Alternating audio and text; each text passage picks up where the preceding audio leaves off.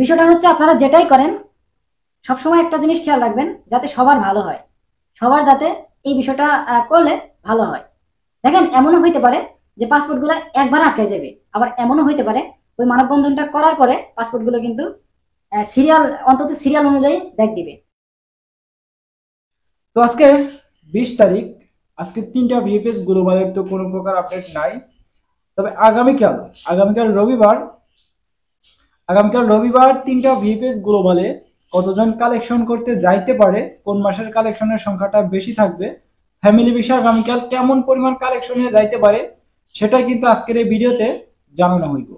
তার সাথে সাথে আজকে জানানো হইব মানববন্ধনের যেই বিষয়টা, সেই বিষয়টা কবে কোথায় কিভাবে আন্দোলন করবে, তারা মানববন্ধন করবে ভিএফএস গ্লোবালের সামনে।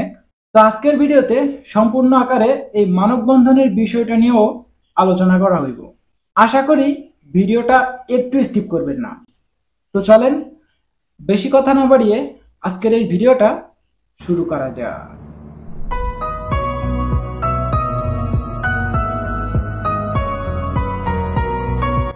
আসসালামু আলাইকুম বন্ধুরা, কেমন আছেন সবাই? আশা করি আপনারা সবাই ভালো আছেন। আল্লাহর অশেষ রহমতে আপনারা সবাই সুস্থ আছেন। মানববন্ধনের বিষয়টা একটু পরে আসি। প্রথমে আমরা আপডেটটা দেই যে আগামীকাল কোন মাসের কালেকশনের সংখ্যাটা বেশি যাইতে পারে ওয়ার্ক ভিসা। তো আগামীকাল দেখা গেছে এই 3টা ভিএফএস গ্লোবালে, ঢাকা, চট্টগ্রাম এবং সিলেটে 3টা ভিএফএস গ্লোবালে বেশি পরিমাণে কিন্তু কালেকশনে যাব না, কিন্তু ঢাকা ভিএফএসে আগামীকাল বেশি পরিমাণেই কিন্তু মানুষজন দেখা যাইব। এখন বর্তমান সময়ে কিন্তু লোকেশনটা চেঞ্জ হয়, দেখা গেছে আগামীকাল হিউজ পরিমাণ কিন্তু মানুষ যাইবে। কেউ যাইবে হয়তো বা খোঁজ নেওয়ার জন্য, কেউ যাইবে দেখার জন্য কোথায় কোন লোকেশনটা চেনার জন্য, আবার কেউ যাইব কালেকশন করতে যারা বুধবার এবং বৃহস্পতিবার এসএমএস পাইছে। তো এইভাবে দেখা গেছে বেশ কিছু মানুষ দেখা যাইব, প্রায় 70 থেকে 80 জন বা 100 জনের কাছাকাছি কিন্তু ঢাকা বিএফএসে লোক সংখ্যা দেখা যাইব।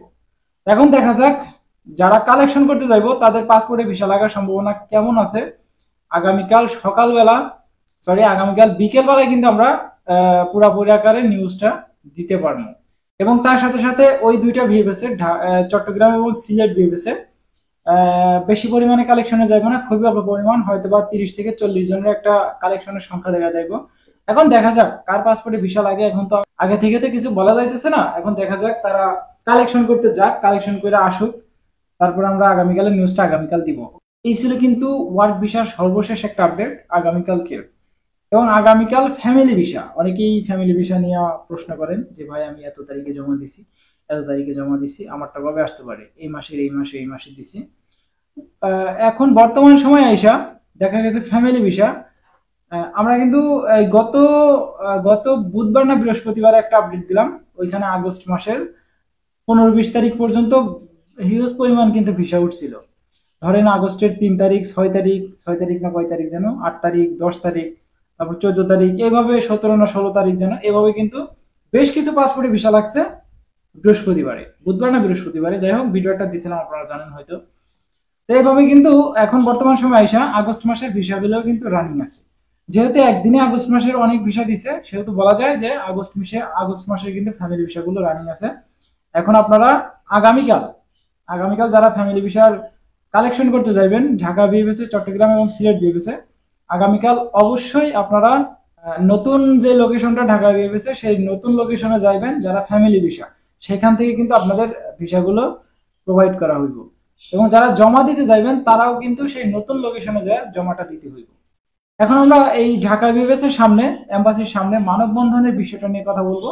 কোথায়, কখন, কিভাবে, কি লেখা হয়েছে, একটা ছোট করে দরখাস্ত লেখা হয়েছে, প্রতিবেদন লেখা হয়েছে, সেটা কোথায় জমা দেওয়া হয়েছে, কবে কবে কার্যকর হইব মানববন্ধন, সেটা নিয়ে একটু কথা বলবো। তো আমার কাছে একটা মানববন্ধনের একটা বিজ্ঞপ্তি আসছে, মানে প্রেস বিজ্ঞপ্তি আর কি। তো এখানে লেখা আছে, প্রথমত তারা যে বিষয়টা উল্লেখ করছে যে দীর্ঘমেয়াদী জমাকৃত পাসপোর্ট গুলো তারা ডেলিভারি দিচ্ছে না, নতুন জমাকৃত পাসপোর্ট গুলো তারা ডেলিভারি দিচ্ছে। তার মানে আমরা যারা August, September, October, November, December মাসে জমা করে রাখছি, সেগুলো না দিয়ে রিসেন্ট যে পাসপোর্ট গুলো জমা পড়ছে, ধরেন 2024 সালের ফেব্রুয়ারি, মার্চ, এপ্রিল, এই মাসের বিষয়গুলো দেওয়া হইতেছে, সেই বিষয়টা উল্লেখ করছে। কেন দেওয়া হইতেছে? তারা কোনো সিরিয়াল মেনটেন করে না করে ডেলিভারি দিচ্ছে। তার মানে এখানে উল্লেখ করছে বেশিরভাগ তারা সিরিয়ালটা মেনটেন করছে না, তাদের খুশি মতো যেভাবে পারছে সেভাবে কিন্তু রেডি ফর কালেকশন দিয়েছে। তো এটা এটা তারা হেডলাইন দিছে, এটা তারা এই বিষয়টা হেডলাইন দিছে যাতে এটাই ফার্স্ট টাইম তারা তাদের সবার চোখে পড়ে। এখন বরাবর কার কাছে এই বিষয়টা জানাইছে, মানে লেখা হয়েছে, সেই বিষয়টা একটু আসি। বরাবর প্রধান বার্তা সম্পাদক, চিফ রিপোর্টার, চিফ ফটোগ্রাফার, দৈনিক পত্রিকা, সংবাদ সংস্থা এবং টেলিভিশন চ্যানেল। তো এইভাবে কিন্তু কয়েকটা মাধ্যমে তারা বরাবর ওইখানে আবেদন করছে এবং শেষ পর্যন্ত কি হয়েছে এখন আমরা আসি একটু নিচে। তারপর লিখছে, জনাব সালাম ও শুভেচ্ছা নিবেন আগামী 22 এপ্রিল সোমবার সকাল 10 ঘটিকায় ইটালির ভিসা প্রত্যাশী জনগণের পক্ষ থেকে ইটালি এম্বাসির সামনে যাদের পাসপোর্ট দীর্ঘদিন ধরে ইটালি এম্বাসিতে আটকে আছে এবং ইটালি এম্বাসি পুরাতন পাসপোর্ট রেখে নতুন পাসপোর্ট ডেলিভারি দিচ্ছে, ইটালি এম্বাসি এই ব্যতিক্রম কার্যক্রমের জন্য আমরা শান্তিপূর্ণ মানববন্ধনের আয়োজন করেছি। তার মানে ওই বিষয়টাই, হেডলাইনের বিষয়টা এখানে একটু বড় করে তুলে ধরছে আর কি। আচ্ছা, তারিখ তারা দিছে, তারিখ ও সময় 22 এপ্রিল 2024 রোজ সোমবার সকাল 10 ঘটিকা হইতে, মানে 10টার থেকে আর কি শুরু হইব। স্থান স্থান এবার একটু লোকেশনটা যারা যাইবেন আর কি, তো লোকেশনটা একটু জানিয়ে রাখি।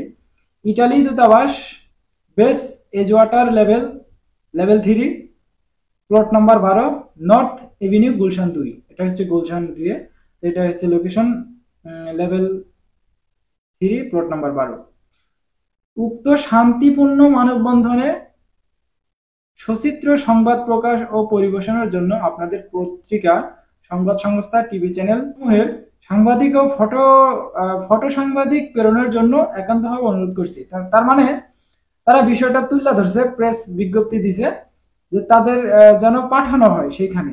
এই যে কাদেরকে পাঠানো হইব, পত্রিকা, সংবাদ সংস্থা, টিভি চ্যানেল, তারপর সাংবাদিক, ফটো সাংবাদিক, এই বিষয়ে এদেরকে যেন পাঠানো হয় এই এম্বাসির সামনে, ওই লোকেশনে আর কি। কারণ সেখান থেকে আর কি নিউজ হইব, নিউজ না হলে তো এই বিষয়টা নিয়ে কেউ কাজ করবে না। তো যাই হোক, তারা সুন্দরভাবে একটা প্রতিবেদন দিছে, তারা সুন্দরভাবে একটা প্রতিবেদন লিখছে। এখন এই প্রতিবেদনটা কিন্তু তারা কার্যক্রম করবে 22 এপ্রিল। মানববন্ধন করেন, মানববন্ধন না করেন, যেইটাই করেন না কেন, আমাদের উদ্দেশ্য হচ্ছে বিষয়টা যেমন সুন্দরভাবে আমাদের পাসপোর্টগুলো ব্যাক দেওয়া হয়। এখানে কোনো মারামারি করা যাবে না, কাটাকাটি করা যাবে না। দেখেন, এখন আপনারা অনেকে প্রশ্ন করতে পারেন যে ভাই, গত কয়েকটা ভিডিওতে বললেন যে মানববন্ধন করা যাবে না, এখন কেন মানববন্ধন করার জন্য বলতেছেন? ভাই, আমি এখানে কোনো মানববন্ধন করার জন্য কথা বলতেছি না। এখানে বিষয়টা হচ্ছে, দেখেন, আপনি আমার শত্রু না, আমিও কিন্তু আপনার শত্রু না। আমি আপনাকে কখনোই চিনি না, আমি আপনার সাথে আমার যোগাযোগ নাই, ঠিক আছে? সবাইকেই বলতেছি, আপনারা যারা ভিডিওগুলো দেখতেছেন, এতক্ষণ পর্যন্ত ভিডিও দেখতেছেন, সবাইকে বলতেছি, হয়তো আমি আপনাকে চিনি না, আপনি আমাকে চিনেন না। আমাদের মূল উদ্দেশ্য হইতেছে আমরা যেন সবাই ইটালির ভিসাটা পাওয়া যায় এম্বাসি থেকে। যারা আটকা পড়ে আছি তারা যেন পাসপোর্ট গুলো ব্যাক পায়, ভিসা হোক আর না হোক, যাদের ব্যাক পায়।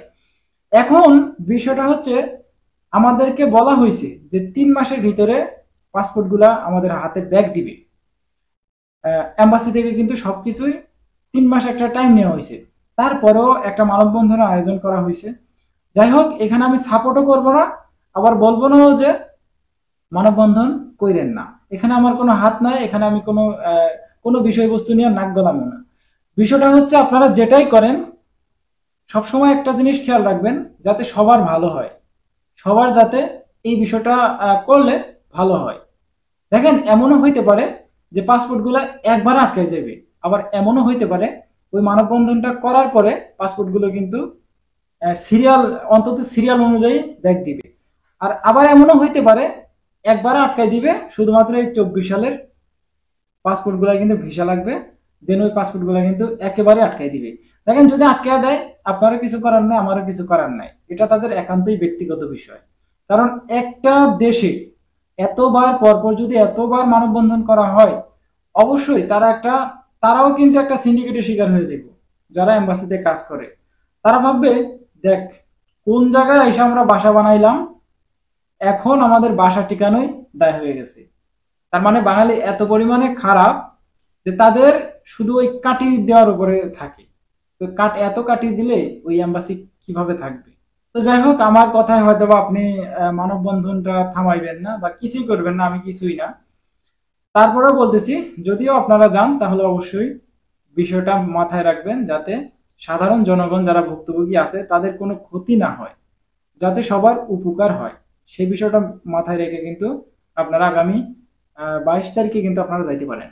তো যাই হোক, আগামীকাল দেখা হইতেছে একটা ছোটখাটো কালেকশন ভিডিওতে।